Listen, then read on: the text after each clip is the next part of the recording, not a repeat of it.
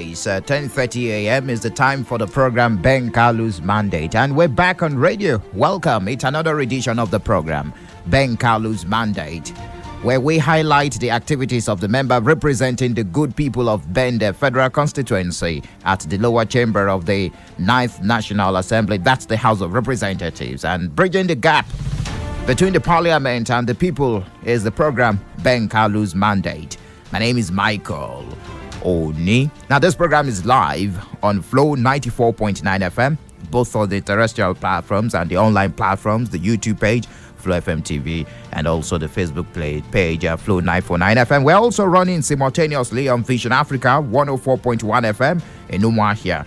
We're live on Family Love 99.9 FM, also in Umuahia, and also Real 99.1 FM. in Aba. We're also live on ABN online radio and television. So welcome to the program. Our regular guest is joining us virtually today. He's the spokesperson of the House of Representatives. He's also the chairman of the Media and Public Affairs Committee of the House, and also the representative representing the good people of Bende Federal Constituency at the House of Representatives. Of course, Representative Benjamin Kalu is the lawmaker I'm talking about. Good morning to you, Representative. Good morning, Oni. Thank you for inviting me again today. And listeners, thank you for tuning in, as I always do. It's a pleasure to engage with Abians and the activities of the National Assembly on a weekly basis. Thank you very much. Well, I need to let the listener know that this program is now segmented. We have the constituency impact, that actually will be the first outing. And we'll move on to the representatives' outings of the member representing the good people of Bende Federal Constituency. And of course, we talk about national issues. And if time permits, we throw the lines open. Now, let's begin with the security situation of the country, and which is also of interest, I believe, to you. There was a motion sponsored by Honorable Nkiru Kanyejocha, and you co-sponsored that motion on the need to increase the security in the southeast, especially around the Umunochi, Sukwato local government areas of Abia State. Honorable. Yes, thank you very much. As you know, I spoke about this the last program, or the penultimate one as well. I mentioned it. The insecurity level around our state, especially around the axis that you just mentioned, including Bende, because we have Uzuakoli, Baumunyenyi axis, and Ahaba areas. Those places were hotspots. I also mentioned that the security agents were working hard. The AIG mounted a post there, and also I spoke with the DSS director. They're doing something about it. But beyond that, we needed to escalate it further. So my sister in the parliament, Honorable Nkiru Kanyejocha, came up with the motion and asked that we co-sponsor the motion, which was originated by her, and I joined her as a co-sponsor to highlight the need for us to increase the attention of the security outfits around our region. That is what we owe our people. We owe our people carrying their burdens from our various constituencies to Abuja. So when there is need to partner with your co-lawmaker to push down a particular position that concerns your people, we usually do such partnerships. So that was exactly what happened. And it had been given national attention at the moment, and resolution has been passed in the House. I'm sure very soon the various agents, security agents, will act on that. Okay, let's talk about this relevant legislation, the Public Procurement Act 2007. I was opportune to follow you on television. You spoke about it extensively. I understand that Section 1 and 3 of the PPA, which is the Public Procurement Act, established the National Council on Public Procurement and the Bureau of Public Procurement, BPP, respectively. But you spoke about the breach. It's been breached by different parastatals in recent times, Honorable. Especially PRODA. PRODA, we did an investigative hearing on the issues happening around PRODA Enugu, to be precise. Okay. And a lot of corporate management issues, corporate governance issues happening there, and also how it was affecting contractors who were sending series of petitions to the House. So a motion was moved by one of the senior colleagues, Honorable Henry Nwawuba, asking the House to engage this particular agency of government that we oversight on investigative hearing to know exactly what transpired and how we can save the agency from embarrassment and also sustain the integrity and the dignity of the agency. So a public hearing was heard where the stakeholders were invited. The Ministry Oversight in PRODA was there, which is Science and Technology. The Permanent Secretary represented the Minister. We also had there the BPE, the management of BPE, Bureau of Public Procurement. They were there, and as well as PRODA, both the suspended MD, the acting MD, and all the rest of them, as well as contractors. So we are allowed to make their presentation. It was in the course of the presentation that I personally discovered that there was a fundamental breach of Section 16B of the Public Procurement Act. They did not comply with the provisions of that particular section that says that you do not give contract unless there is a budgetary provision for such contracts, and as well that budgetary provisions must be cash backed before you can issue award letters out there. So I picked on that and tried to use that opportunity to drive home the point that to make extra budgetary expenses or award it's unknown to our laws. Okay. The law says you must act within the ambit of the provisions of the Procurement Act. So that was what transpired. And at the end of the day, it's continuing on Wednesday, and we'll round up and come up with a resolution on how to resolve what is happening there. Since you've mentioned, PRODA is a very important agent of government.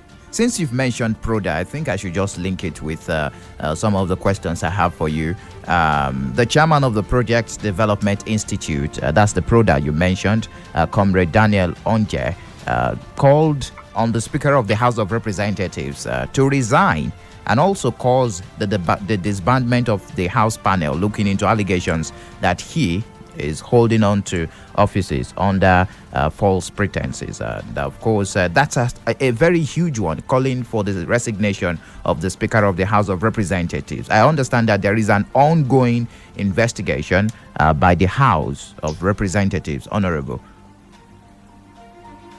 Yeah, the public will always ask us to carry out our constitutional mandate that's found in Section 88 and 89 with regards to our oversight function, to be able to expose corruption and inefficiency in government.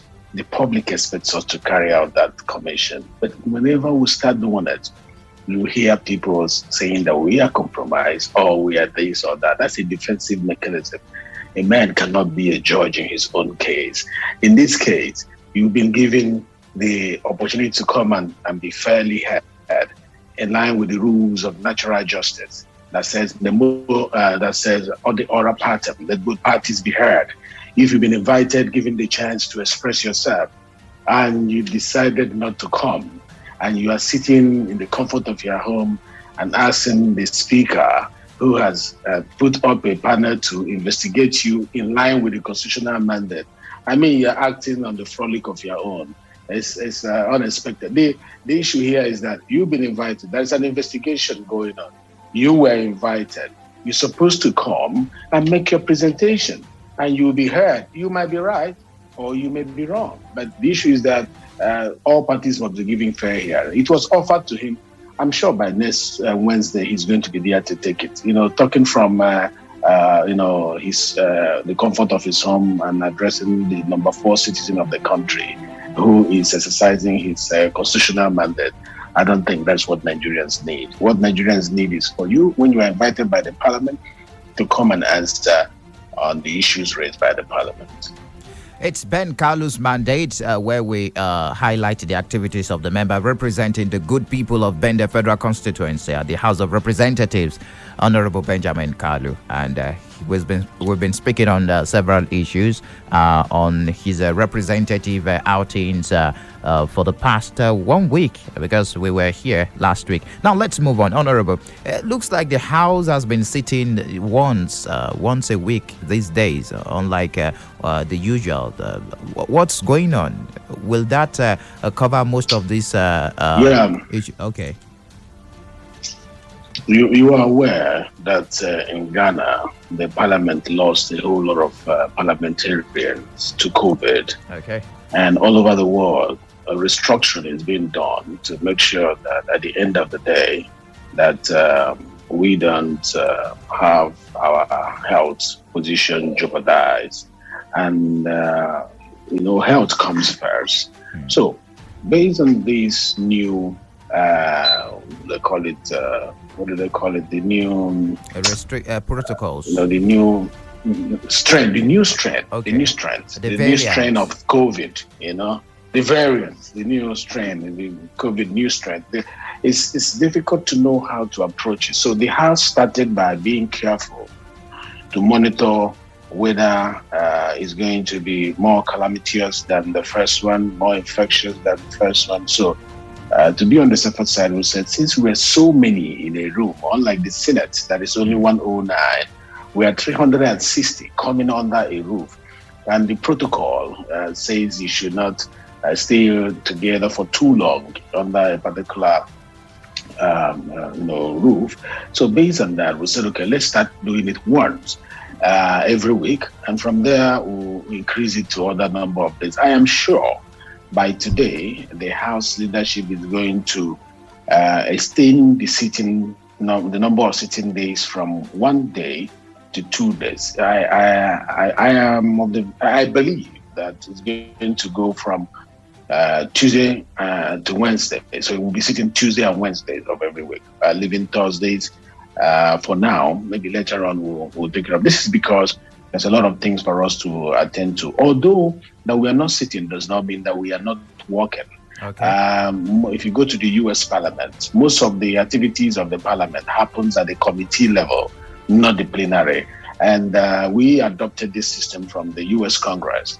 So we are activating our committee level to be more active than the plenary sections. Okay. So though we are not sitting, or we are not sitting, all of us, we are busy at the committee level handling one issue or the other. But by the grace of God, from today, we're going to go to up to 2 days. All right. I would like to get your opinion and your comment on the unfortunate incident that happened on Sunday. It was a Black Sunday for Nigerians and, of course, the Nigerian military, when the military lost personnel of the Nigerian Air Force to that fatal plane crash. I sympathize with the families that lost their loved ones. I also sympathize with the Chief of Army Staff, the Chief of Air Staff, the Commander-in-Chief of the Federal Republic of Nigeria. My committee, the Committee of the House on Air Force, have sent condolence messages to the Air Force. And either today or tomorrow, we'll be paying them a visit to commiserate with the management team at the Air Force Base. It is a very terrible loss for this country, a very terrible loss. And this calls for us to invest more in our machines for securing lives and properties in Nigeria. This calls for putting more money out there to make sure we have the right equipment that is strong enough to take on the task. And beyond that, this also calls for us as the House to monitor the money that we give out to make sure that it is being used for what it is sent out for. So it's a sad week for the country. Okay, Representative. May their soul rest in perfect peace. Amen. Let's take a look at some national issues here. Very importantly, the issue of ransom payment by the federal government. It's an allegation that in the midst of the security challenges we're facing in the country, the federal government is negotiating with terrorists, negotiating with bandits, and a particular amount of money was mentioned. In fact, the latest Kagara college student abduction, where there is a negotiation ongoing, and it's been rumored that the federal government paid a sum of 800 million naira for the release of these students, although it's been debunked by the federal government. What is the position of the House on negotiation with terrorists? And of course, what do you think about this very huge allegation? Well, like you know, the House does not work with allegations and assumptions and rumors, because oftentimes people have acted on misinformation and fake news, and that has underdeveloped our country more than credible information. I think that allegation or that assumption is totally unfounded. I don't think the federal government will be spending 800 million to rescue people who were captured into the bandits. Having said that, I don't really think that it took place. I'm not sure. I'm not convinced that because there is nobody in their right frame of mind that will, instead of using the money to fund the military and fund other security needs of the country, will be giving it to the bandits. And I'm totally against negotiating with bandits. You asked that question, and this is my position. I am totally against it. We rather spend that money on how to go after them and get them out of our properties and our lives than spending it to pay them for them to buy more ammunition. Because when you fund banditry, they will keep buying more ammunition and keep making demands from you. It doesn't make sense. It's like a merry-go-round. They catch this person and they negotiate with you, you pay them big money, and then they go buy more equipment and attack you again and increase the stake, and that goes on. And the House will never subscribe to negotiating and paying banditry. Interesting. We'll take a short break now. When we return, I'm going to throw the lines open, especially as you give us an update on some of those constituency impact, like the immigration site we spoke about a couple of weeks ago, and of course some other updates concerning the water treatment plants. I'm sure the good people of Bende Federal Constituency want an update on those constituency projects of yours. It is Ben KALU'S mandate, and of course it is where we highlight the activities of the member representing the good people of Bende Federal Constituency at the Federal House of Representatives. When I return, we take a break. When we return, it will be about your calls, your contributions, and of course your questions for the member representing you at the House of Representatives. The lines are open now. 0808 182 6949 or 0811 605 2949. I take the numbers again. 0808 182 6949 or 0811 605 2949. Honorable, I would like you to bring us up to speed on some of those projects, the immigration site in Bende, and of course the mini power grid in Bende also, and of course update on Alai, Umpa and Ozuite water treatment plant and the boreholes too. I'm sure the people want an update on that just before we take the calls. Yeah, thank you very much. The immigration side, I visited there with the man in charge of Abia State immigration, the controller for the state, and we were not happy where they positioned it. It was too close to the road. We decided to ask them to stop and push it backward, and the contractor have compliant because he was not building according to the plan. So that is why when you give out this kind of project, you go closer to monitor it. If you just give it and sit in Abuja, you might find out that at the end of the day, they will build what you did not expect. So we went there and we frowned at that because the governor had already given us enough land to build that. So why put it, in a very tight corner? Okay. They have other things they want to build there. But they want to build a barracks soon there. They want to build, passport office there and all that. So we reposition that. So it's going on well, and we have also agreed that it's a borehole that is going to be given to the community there, so that it will be one of the, corporate social responsibility that they give clean water to the people who are living there, who need clean water. So that is going on. And then also, if you go to Ozita, as we speak, you see massive tank that is coming up. We're not just building an ordinary borehole. We are putting a water treatment plant, and something that will last for a very long time. And we're spending a lot of money to do that. So that is coming up there. And the people of Ozita are very happy about it. And by the grace of God, we'll do more for them. And then if you go to Ally also is the President General of Ally called me and was very happy that we are meeting up that needs there. And it's also something, it's not just your ordinary borehole, it's also similar to what we are building in Ozita. Mba is ongoing. They have a little struggle there, but I think they are cracking it. So that is, we are going as expected. There have been a little delay in the finishing of some of the schools around Bende. And yesterday, I insisted that the contractor who got the job must change the people they are using in the field. In fact, we spoke till late in the night, and they have accepted to change the team that is monitoring the job. Like the work in Ozuakole Practicing School is a bit delayed. We have the one in Girls High School there in Ozuakole.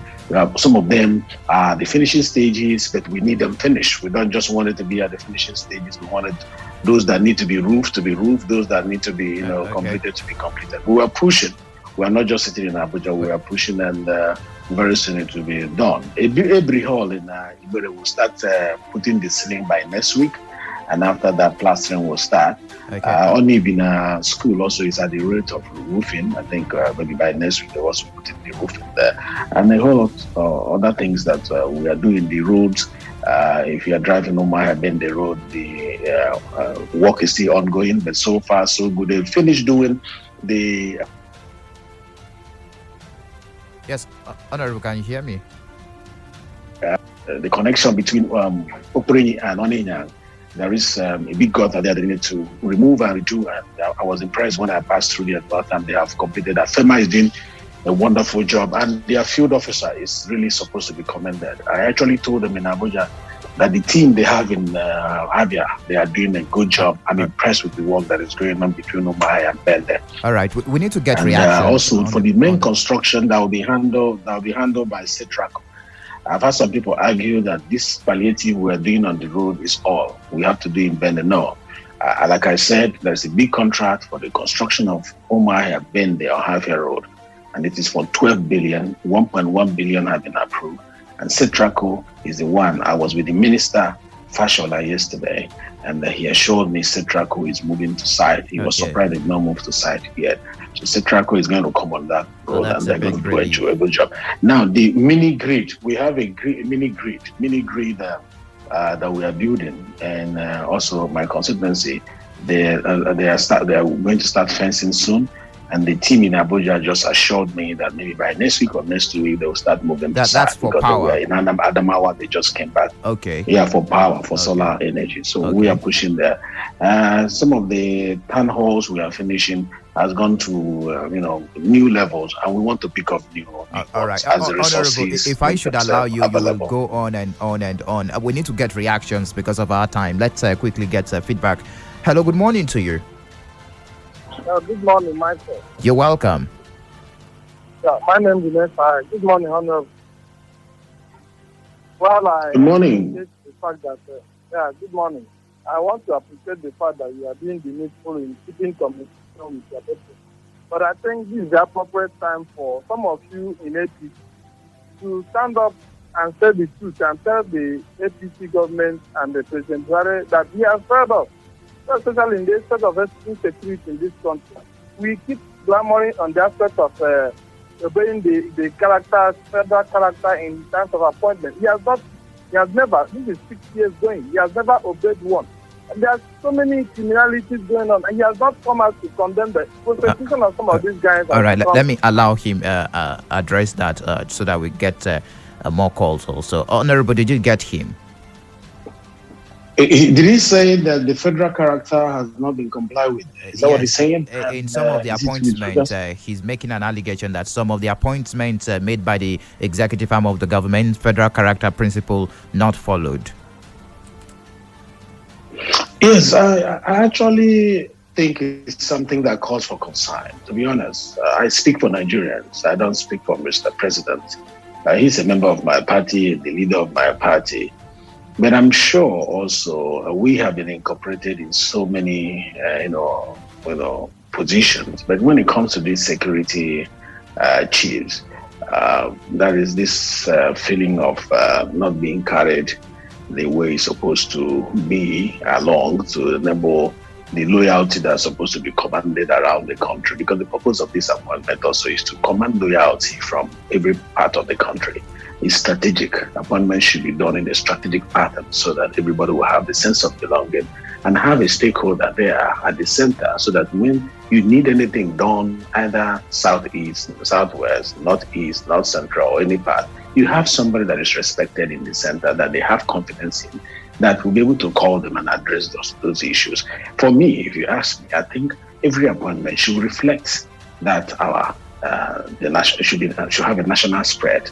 That should also reflect what we have sworn to, that is the Constitution of the Federal Republic of Nigeria with regards to federal character. All right. I'm a member of the Federal Character Commission, and it's one of the things we push out there. We are 16 on it, but we should not give up. If all the appointment has not been finished, and I'm sure as the days goes by, some integration will take place that will carry our people along. But yes, he's right that we need to take it out. Okay, we've got 30 seconds for you. Hello, good morning to you. Hello, good morning. Yes, quickly, 30 seconds. Hello, honorable member. Good morning, sir. Good morning, sir. Sir, my name is Chief Chineyen Pamuga. I'm calling from Abuja Suli in East Selangba North of Abia State. I need to understand your reaction or your response on security issue, negotiation, and paying ransom. Can I know the difference between negotiation? What brought about negotiation, which you say that there is no ransom paid, as long as you know? So, is it right for government to negotiate with killers, for them to release the people they have held hostage? Can the killers release all those people who held hostage without paying ransom? I want you to tell him, you're talking to the whole world. I don't know what you mean by the federal government don't think that they're paying ransom. Why should we negotiate with people who are killing people? You see them, and instead of you to arrest them or punish them, you are negotiating with them. I don't think that is right. And the issue of the appointment you have just mentioned now, so let us call a spade. They are not being carried along in the security appointment. All right, quickly wrap up a thought. Time is fast spent. I will really like him. I've lost connection actually, and let's see, so that we can wrap up the program. Our time is fast spent already. Okay, let's see what we've got here so that we can wrap up the program. He should conclude just before we step out of the studio this morning. It is Ben KALU'S mandate. We're live on several platforms: FLO 94.9 FM, Real FM in Aba, Family Love FM in Umuahia, and also ABN Online TV and radio. And also we're live. Okay, I think we have him here now. All right, Honorable, unfortunately, our time is fast spent. I just need you to wrap up, and we continue this conversation next week. All right. I think the glitch did not allow us to hear what the next caller said, but all the same, thank you, Abians, for tuning in today. I think with time we will get more space with the radio stations to interact more with you. The idea of this is to, keep you posted with what is happening in Abuja, update you also on what I'm doing here, and also what the National Assembly is doing, and also bring to speed what is happening in my constituency, especially for those who are from Bende. Thank you for tuning in today, and I look forward to speaking to you and interacting with you next week, Tuesday. God bless you. Thank you very much, Honorable. And that's it. How far we can go today. Many thanks to the partner radio stations. My name is Michael Oni. We will be back next week, 10:30 a.m. That's on Tuesday. Do enjoy the rest of your day.